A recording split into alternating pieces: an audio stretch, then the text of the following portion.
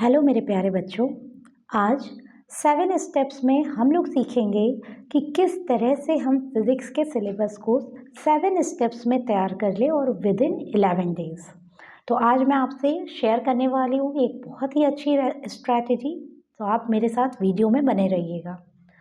तो सबसे पहले बेटा, अगर हम बात करें फर्स्ट स्टेप की, तो फर्स्ट स्टेप में आपको क्या करना है, आपको सबसे पहले अपने नंबर ऑफ चैप्टर्स को काउंट करना है। अगर आप स्टेट बोर्ड से हो, सपोज़ यूपी बोर्ड से हो, तो आपके अगर आप कोई साइड बुक लेते हो तो उसमें नंबर ऑफ चैप्टर्स आपके लगभग रहेंगे 26 से 27। और अगर आप सीबीएसई बोर्ड से हो तो किसी आप साइड बुक को भी अगर आप कंसीडर करो या एनसीईआरटी को फॉलो करो तो उसमें आपके 14 चैप्टर्स रहते हैं। तो आपको सबसे पहले आइडेंटिफाई क्या करना है, how many number of chapters you are having. After that आप एक पीवाईक्यू उठाइए, क्वेश्चन बैंक उठाइए, उसमें आप लॉन्ग क्वेश्चंस को ऑब्जर्व करिए। लॉन्ग क्वेश्चंस को देख करके सबसे पहले आपको क्या करना है, अपने बुक में वो टॉपिक्स को मार्क करते हुए जाना है। आप समझ रहे हो ना मेरी बात को, मैं क्या कह रही हूँ। आपको एक तरफ अपना पीवाईक्यू लेना है और दूसरी तरफ आपको नंबर ऑफ क्वेश्चंस जो आए हुए हैं, लॉन्ग क्वेश्चंस, उन लॉन्ग क्वेश्चंस को आपको मार्क करते हुए जाना है। So this is your step first कि आप प्रीवियस ईयर क्वेश्चन के आप 10 साल का उठा सकते हो, आप 20 साल के उठा सकते हो। क्वेश्चंस बेटा रिपीट करते हैं, टॉपिक्स रिपीट करेंगे, तो आपको घबराने की ज़रूरत नहीं है। तो आप जितने भी कर सकते हो आप करिए, आप मार्क कर लीजिए। आपका स्टेप फर्स्ट कंप्लीट हो गया।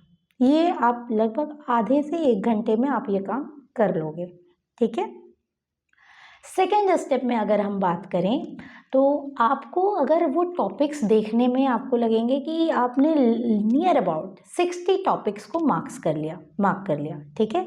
तो अगर आपने 60 टॉपिक्स मार्क कर लिए तो आप एक दिन दीजिए, एक दिन में 10 टॉपिक्स आप तैयार करिए, है ना।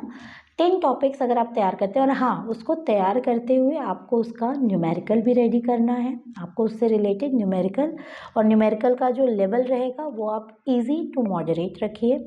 नेक्स्ट आपको क्या करना है, आपने 6 डेज़ तक उसको तैयार कर लिया, 6 डेज़ में आपके 60 टॉपिक्स रेडी हो गए, ठीक है। तो अब जब आप आपके पीवाईक्यू को दोबारा से पलटेंगे बेटा, तो आपको ये समझ आएगा कि आपने 70% सिलेबस को कवर कर लिया है। यस, 70% सिलेबस आप कवर कर चुके होंगे। आपका सबसे पहले 100% आपने कंप्लीट कर लिया आपके लॉन्ग आंसर्स को, लॉन्ग जो कि 5 मार्क्स में आते हैं, और 70% आप देखोगे कि आपके जो आपके शॉर्ट क्वेश्चंस हैं, लघु हैं, है ना, या फिर केस बेस्ड स्टडी वाले क्वेश्चंस हैं, ठीक, कॉम्पिटेंसी बेस्ड उसी में आता है। तो आप ये सारे क्वेश्चंस को क्या करोगे, तैयार कर चुके हो।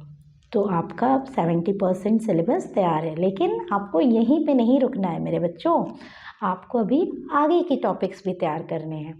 तो उस टॉपिक के लिए आपको क्या करना है, आपको नेक्स्ट स्टेप फॉलो करना है ना। तो अब हमारा जो नेक्स्ट स्टेप क्या है कि अब आपको सॉल्व पीवाईक्यू को उठाना है। पीवाईक्यू को उठाइए, सॉल्व अनसॉल्व कुछ भी आप उठा सकते हो। उसमें आप एक एक क्वेश्चन को ऑब्जर्व करिए। कौन से वाले क्वेश्चंस को, शॉर्ट को और केस बेस्ड को, ठीक है। एक एक क्वेश्चन को ऑब्जर्व करिए, फिर आप खुद ही समझ में आएगा। जो आपने लॉन्ग तैयार किया है ना, उसमें से बहुत सारे 70% क्वेश्चंस आपको उसमें मिलेंगे, लेकिन जो 30% क्वेश्चंस आप नहीं पढ़ पाए हो, है ना, उसको आप मार्क करिए, उसके आप प्रॉपर नोट्स बनाइए, उसको आप सर्च करिए, उसको पढ़िए, ठीक है। अब आपके क्या हो गए, 100% लघु, दीर्घ यानी कि शॉर्ट, केस बेस्ड और लॉन्ग क्वेश्चंस, ये आपका तैयार हो गया, है ना। अब नेक्स्ट स्टेप की अगर हम बात करें तो नेक्स्ट स्टेप में आपको क्या करना है, आपको अब आपका पूरा सिलेबस रिवाइज करना है। आपका जो सिलेबस है, जहाँ से बेटा आपने पढ़ा है, आप कॉपी से पढ़ाई किए हो पूरे साल तो आप कॉपी से ही रिवाइज़ करिए, आपने बुक से पढ़ाई करी है आप बुक से रिवाइज़ करिए। इस समय ये टाइम नहीं है कि आप कोई नई चीज़ सेलेक्ट करो कि भाई PYQ में दिया हुआ है, सिलेबस बहुत छोटे में दिया है, तो ऐसा कुछ मत करिएगा। आपको जो दिया है आप वहीं से, जहाँ से आपने पढ़ा हुआ है वहीं से आप 100% सिलेबस को तैयार करिए। और ये आप देखेंगे बेटा कि आप 2 दिन में तैयार कर सकते हो। कैसे? क्योंकि सबसे पहले आपने 6 दिन आपने दिए हैं उन 60 टॉपिक्स को, 60 टॉपिक्स को, और वो आपने बहुत अच्छे से तैयार करा है। आपने उससे रिलेटेड न्यूमेरिकल भी लगा रखा है, उसका प्रूफ भी आप सॉल्व कर चुके हो।